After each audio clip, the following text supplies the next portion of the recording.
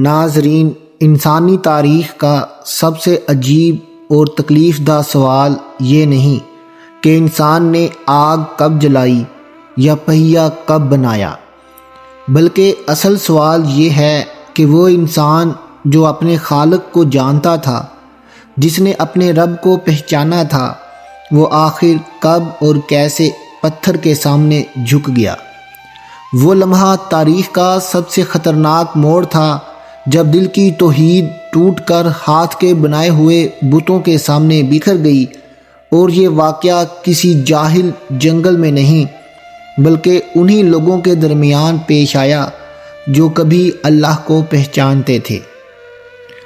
ناظرین، اگر آج اچانک پوری دنیا سے تمام بت، تمام تصویریں، تمام جھوٹے معبود مٹا دیے جائیں اور انسان کو صرف آسمان کی طرف دیکھنے پر مجبور کر دیا جائے، تو کیا وہ اپنے رب کو پہچان لے گا، یا اسے پھر بھی کسی سہارے کی شکل، کسی پتھر کی ضرورت پڑے گی؟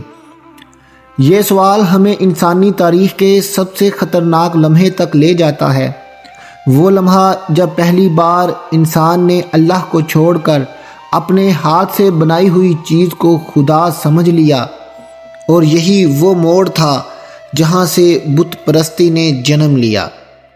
حضرت آدم علیہ السلام جب زمین پر آئے تو وہ صرف انسانیت کے باپ نہیں بلکہ پہلے نبی بھی تھے۔ ان کی پوری تعلیم کا مرکز توحید تھا، یعنی انسان اور اس کے رب کے درمیان کوئی واسطہ نہیں، کوئی تصویر نہیں، کوئی مجسمہ نہیں، صرف براہ راست بندگی۔ کئی نسلیں اسی روشنی میں زندہ رہیں۔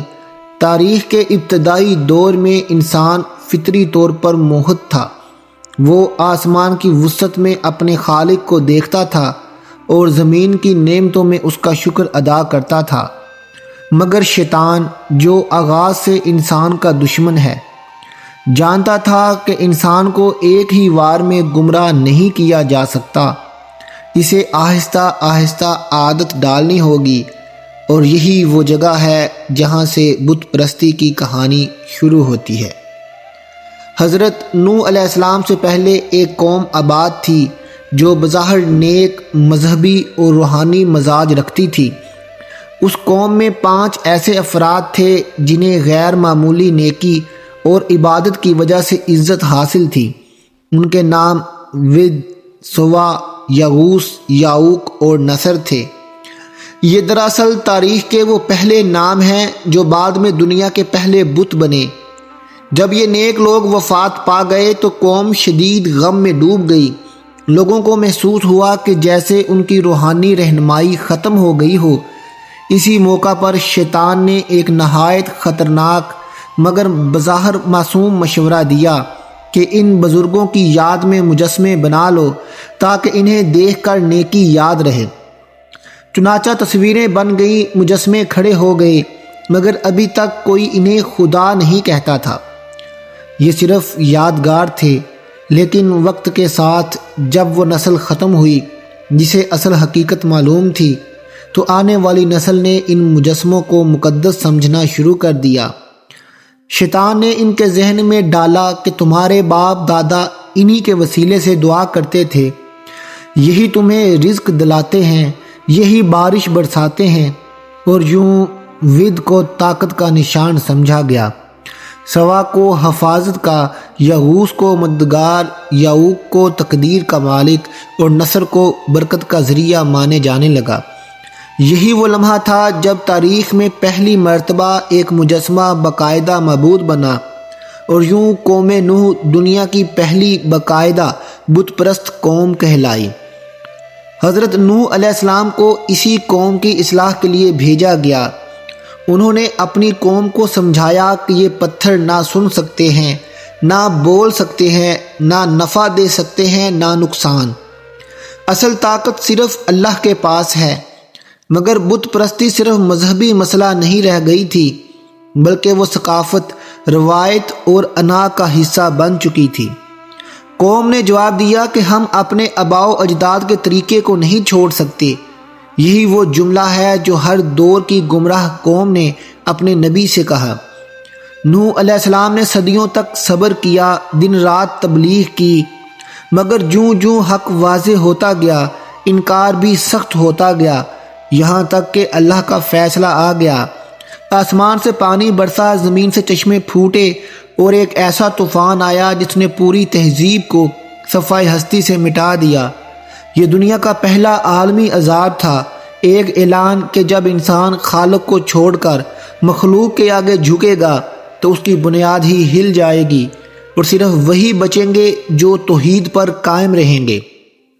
طوفان کے بعد انسانیت نے انسانی شروعات کی، مگر شیطان نے اپنی پرانی حرکت اور اپنی پرانی حکمت عملی جاری رکھی۔ وقت کے ساتھ ساتھ مختلف قوموں نے کائنات کی طاقتوں کو خدائی صفات میں دینا شروع کر دیا۔ کہیں سورج کو زندگی دینے والا سمجھا گیا، کہیں چاند کو قسمت کا مالک، کہیں ستاروں کو تقدیر لکھنے والا مانا گیا، اور یوں بت پرستی نے مذہبی شکلوں کے ساتھ ساتھ فلسفیانہ جواز بھی پیدا کر لیا۔ انسان نے اپنے خوف، اپنی امید، اپنی خواہشات کو مجسم شکل دے دی تاکہ وہ انہیں دیکھ سکے، چھو سکے اور اپنے قریب محسوس کرے۔ ناظرین، اصل مسئلہ یہی تھا کہ انسان نے غیب پر ایمان کی طاقت کھو دی اور محسوس چیزوں میں سکون تلاش کرنا شروع کر دیا۔ یہی وہ نفسیاتی کمزوری ہے جس پر شیطان ہمیشہ حملہ کرتا ہے، اور اسی لیے ہر نبی نے آ کر یہی کہا کہ اللہ کو دیکھ نہیں سکتے مگر پہچان سکتے ہو، اور جو پہچان لیتا ہے اسے کسی بت کی ضرورت نہیں رہتی۔ آج جب ہم تاریخ بت پرستی کو دیکھتے ہیں تو ہمیں صرف قدیم مجسمے نہیں بلکہ اپنی زندگی کا عکس نظر آتا ہے، کیونکہ بت صرف پتھر کے نہیں ہوتے، ہر وہ چیز جو انسان کے دل پر اللہ سے زیادہ قبضہ کر لے وہ ایک بت بن جاتی ہے۔ دولت، شہرت، طاقت، خواہش، انا، یہ سب جدید بت ہیں۔ قوم نوح نے پتھر تراشے تھے، ہم نے ترجیحات تراشی ہیں، مگر اصول وہی ہیں۔ دل جہاں جھکے گا وہی معبود بن جائے گا۔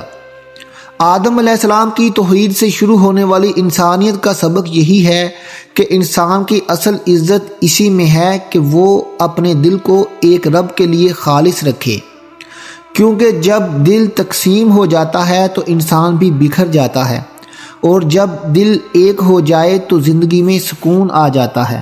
ناظرین، اللہ سے دعا ہے کہ اللہ ہمیں وہ بصیرت دے کہ ہم تاریخ کو قصہ نہیں بلکہ وارننگ سمجھیں، اپنے زمانے کے بتوں کو پہچانیں اور اس توحید پر قائم رہیں جس کے لیے انبیاء نے زندگیاں گزار دیں۔ ناظرین، یہ تھی آج کی ویڈیو، آپ کو کیسی لگی کمنٹ میں ضرور بتائیے گا۔ ملتے ہیں اگلی ویڈیو کے ساتھ، اللہ حافظ۔